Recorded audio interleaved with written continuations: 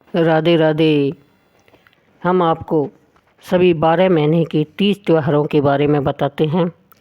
30 त्योहार क्यों मनाए जाते हैं, उनका क्या महत्व है और उनको कौन कौन से फल फूल और वनस्पति चढ़ाई जाती है, जिससे हमें उन 30 त्योहारों का अधिक फल प्राप्त हो सके।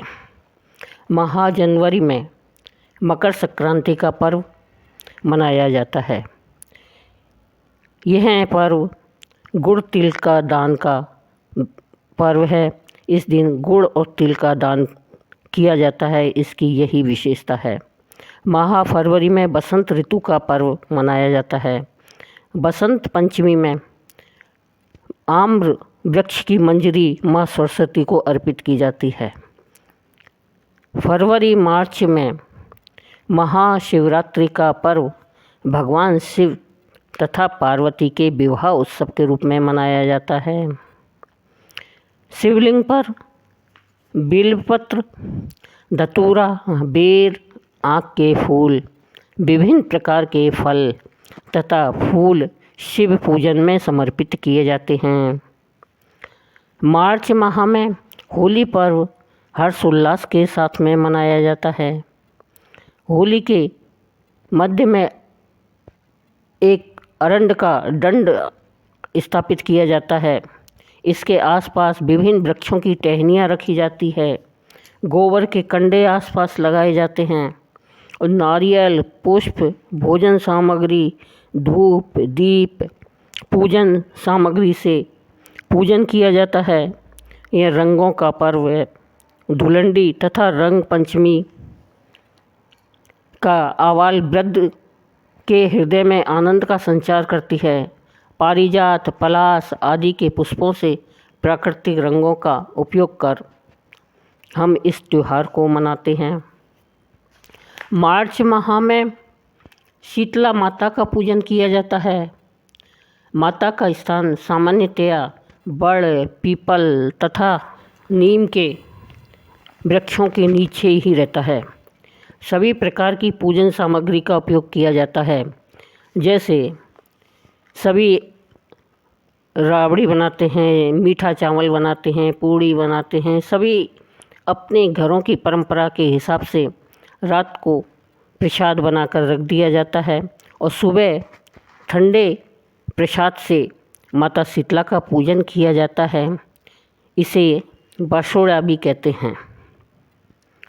दशमी का पर्व भी सुख, समृद्धि एवं सौभाग्य वृद्धि के लिए संपन्न किया जाता है। इस पर्व पर पीपल के वृक्ष का पूजन सभी पूजन सामग्री के साथ किया जाता है। कच्चे सूत को वृक्षों के चारों ओर परिक्रमा करते हुए लपेटा जाता है और वैज्ञानिकों का ऐसा मत है कि पीपल का वृक्ष सर्वाधिक प्राणवायु को प्रदान करता है। फिर वर्ष प्रतिपदा यानी पड़वा को, जिसको गुड़ी पड़वा कहते हैं, हिंदू नववर्ष का प्रारंभ पर्व है। इस दिन से हिंदू नववर्ष का प्रारंभ होता है। इस दिन कड़वे नीम की पत्तियां चबाकर खाने की परंपरा है। इसे मिश्री तथा काली मिर्च के साथ खाने का भी विधान है। दक्षिण भारतीय परिवारों में घर के ऊपर एक काष्ठ दंड पर लोटा रखकर उस पर साड़ी और शक्कर का हार तथा नीम की डाली पर पुष्पहार अर्पित कर टांगा जाता है। श्रीखंड और पूरण पोली का नैवेद्य लगाया जाता है। इसके बाद में गणगौर का त्यौहार आता है। गणगौर मुख्य रूप से राजस्थान का पर्व है, परंतु अब यह कई प्रांतों में मनाया जाता है। फूल पत्ती कलश में सजाकर समारोह निकाला जाता है। इसमें आम के पत्ते और पुष्प का विशेष महत्व है। बाग बगीचों में हंसी ठिठोली कर कन्याएं तथा महिलाएं व्रत का समापन करती हैं और पान के बीड़े का महत्व इस पर्व में अधिक है।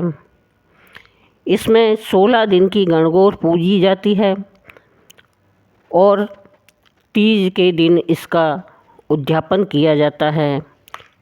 ये होली के दूसरे दिन पूजा करती हैं महिलाएं और अमावस्या के बाद में तीज के दिन इसका समापन किया जाता है।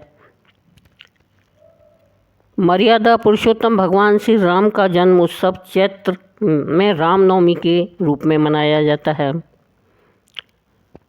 इसमें खड़े धनिये को सेककर उसमें शक्कर मिलाकर पीसकर पंजीरी नैवेद्य के रूप में अर्पित की जाती है। पुष्प तथा ऋतुफल भी चढ़ाए जाते हैं।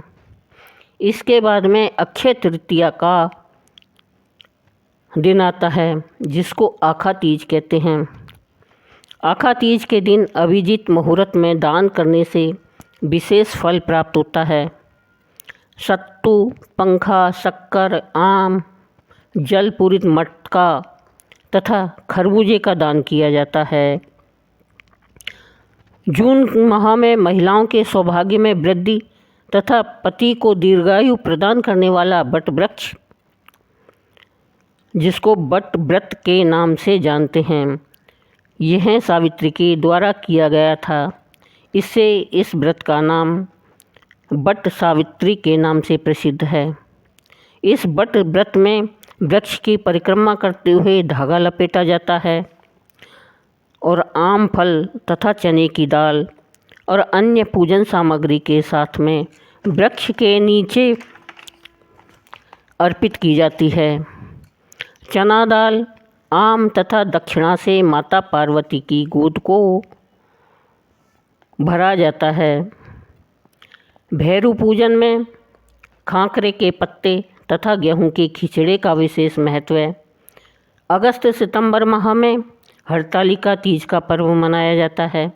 इस व्रत में धतूरा, आंकड़ा, पारिजात, मोगरा, गुलाब, गेंदा, जूही आदि विभिन्न प्रकार के पुष्प तथा आंवला, नींबू, अनार, सेब फल, जामफल, सीताफल, चीकू, केले, आम इत्यादि फल सहित पत्ते, मौलश्री, अशोक, गुड़हल, खीरा, भुट्टे, तुरई आदि अनेक फल फूल, पत्ते, नारियल, सुपारी, डंडे वाले पान, बादाम, खारक, लौंग, इलायची तथा महिलाओं की सभी सौभाग्य सामग्री बालू रेत से बनाए जाने वाले शिव परिवार का 4 बार पूजन करके अर्पित की जाती है। इस पर्व पर अनेक वनस्पतियों का प्रयोग होता है। हरतालिका तीज के दूसरे दिन 10 दिवसीय गणेश उत्सव का आयोजन किया जाता है।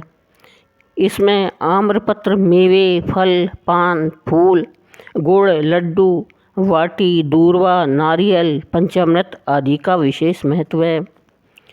ऋषि पंचमी के दिन अरुंधति के साथ सप्त ऋषि कश्यप, भारद्वाज, जमदाग्नि, अत्रि, विश्वामित्र, गौतम तथा वशिष्ठ का पूजन किया जाता है। अपामार्ग की डंडियों से सप्तऋषि तथा अरुंधति निर्मित किए जाते हैं। मोरधन, जिसको सावा भी कहते हैं, का सेवन किया जाता है। अपामार्ग के पत्तों से पूजन का विशेष महत्व है। फिर कथा सुनकर व्रत का समापन किया जाता है। पितृपक्ष पूर्णिमा से श्राद्ध पक्ष का प्रारंभ होता है। कन्याएं 16 दिन सांझा की आकृति दीवार पर निर्मित करती हैं। प्रतिदिन गोबर से नई आकृति का निर्माण किया जाता है। पूजन में गुड़ते बड़ी के रंग बिरंगे फूल का विशेष महत्व है। इसके बाद में शारदीय नवरात्रि का प्रारंभ हो जाता है। इसमें हम मातृशक्ति की पूजा का प्रमुख पर्व है। इसमें हम दुर्गा माँ की 9 दिन तक विशेष पूजा करते हैं और जौ तथा गेहूं के ज्वारे बोए जाते हैं। आम के पत्ते, विभिन्न फल, गेंदे के फूल, गुलाब के फूल तथा भूरे कद्दू का विशेष महत्व है। इसके बाद में बुराई पर अच्छाई का पर्व दशहरा रावण दहन के रूप में मनाया जाता है।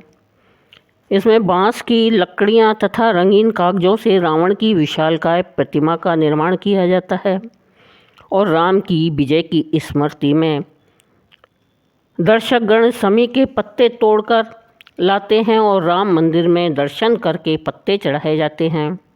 घरों में 5-5 दीपक जलाए जाते हैं। सभी एक दूसरे के घर जाकर दशहरे के पर्व की शुभकामना देते हैं।